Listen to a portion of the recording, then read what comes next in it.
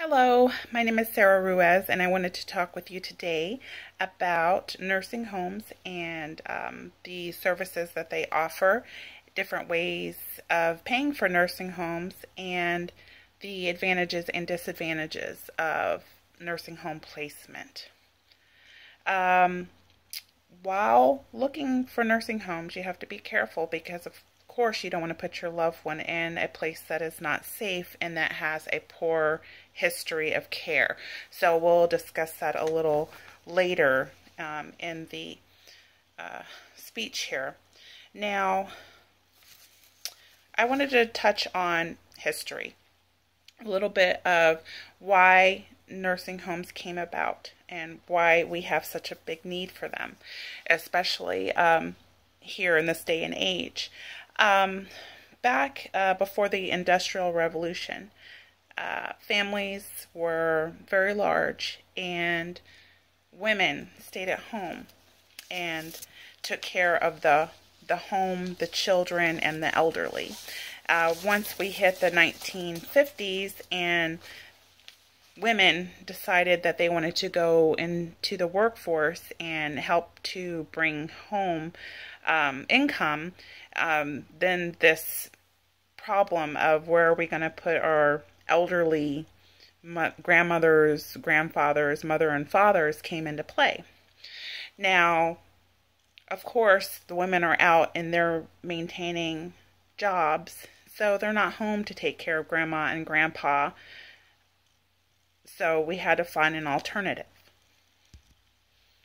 Also, with this, in this day and age, the medications and how healthcare has come so far, people are living longer than they ever did. So, you know, back in the 1840s, it was unusual for someone to be alive after the age of 35, and now people are living well into their 90s and beyond.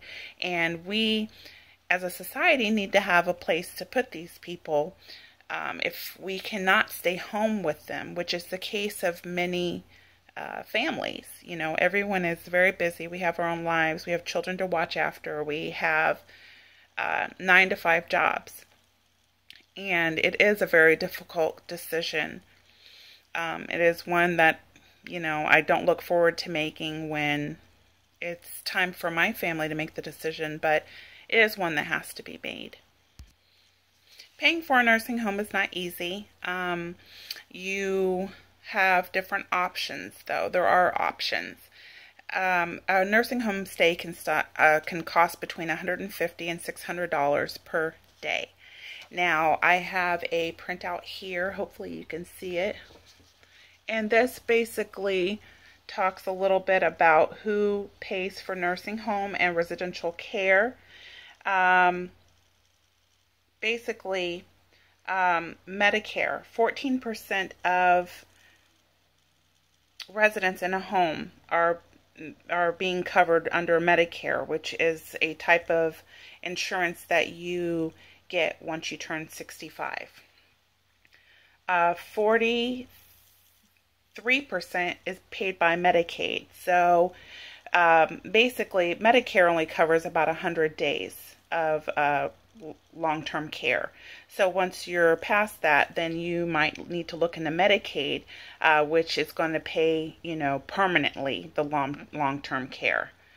8% is private insurance. That's your Blue Cross Blue Shield, United, but they only pay for a certain amount of days too. So they might cover max, you know, 60 to 90 days of a long-term care stay.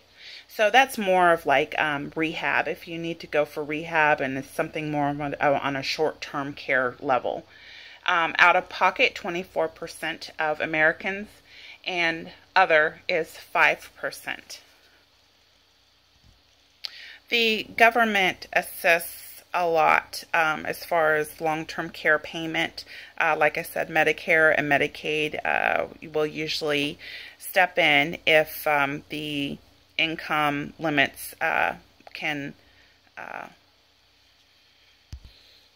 be met. Then they'll step in and help a person pay. I wanted to talk a little bit on the services that are provided at nursing homes. There are two types of nursing homes. Now you're looking at your traditional long-term care nursing home. There, a person can go and expect to live there for the rest of their life. Also, they have rehabs in those nursing homes. And so what that basically is if you have lower body weakness, or if you have a fall, you can go there and you can have physical, occupational, or speech therapy, or all three if you need them. And the therapists work with you to get stronger, and then a person can go home. So it's not really a requirement to be elderly. You know, there are patients that are 42 years old and they have a fall and they live alone. So they can't care for themselves at home. So temporarily they'll come into a nursing home and they will use these services to get better, and then they can leave. Also, there's an assisted living facility, and assisted living facilities are for independent people. They're fairly independent, but they kind of need a place where there is a nurse around. They serve them meals, and there are requirements for living in these places. You have to be able to use the restroom, to brush your own teeth, to brush your own hair, and to basically care for yourself. So this is caring for yourself with a little bit of assistance. The types of services that are provided in nursing homes are going to be medication, room and board, meals, transportation to doctor's visits, wound care, activities, and specialty services, like if someone has a PEG where they can't eat and they have like a tube in their stomach, or a trach where they can't breathe on their own. You know, these people are staying in nursing homes, and you know, this is largely because, you know, again, people at home cannot care for these people. They need nursing care. They need nurses. So this is a place for them to go. I have a chart here, and this is percent of elderly home care recipients needing help with selected activities of daily living. Okay, so here you have 42% of people that are in these nursing homes need assistance with bathing. 37% dressing, 11% eating. Surprisingly, this is the last to go. People could be laying there and they don't do anything. They're bedbound, but they will still feed themselves, surprisingly. Transferring is 32%. That means from getting from your bed to the wheelchair, or, you know, moving anywhere. You need that assistance to kind of get out of bed because you're too weak. Toileting is 21%. Doing light housework is 22%. Managing money, 1%. Shopping, 6%. Using the phone, 2%. Preparing meals, 12%. And medication reminders, 19%. And medications reminders is a big one because, you know, as you age, you start to forget things.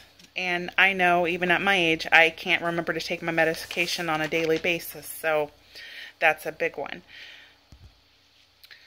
Nursing homes are a very needed organization. They're very necessary. As people live longer, we're going to need a place to go, because with the American lifestyle, there's just no time for many families to take care of a person who can't take care of themselves. A good website to check out if you need services for a loved one is www.ahca.myflorida.com. And on this website, you can find out the quality of these long-term care facilities. Every year they go in and they investigate them and they give them stars. So they'll give them between 1 and 5 stars. And in that kind of factors in abuse and wounds, and how many nurses they have on staff, and their patient to nurse and CNA staff ratio. So that's a really good place to look. You know, again, money. You have to do your research. You have to find out what kind of government assistance is out there for the placement into these nursing homes and the payment. Again, insurances will pay for these places, but you just have to do some research and find out. You have to match up what services you need with how to pay for them. So thank you very much, Sarah Ruiz. Bye-bye.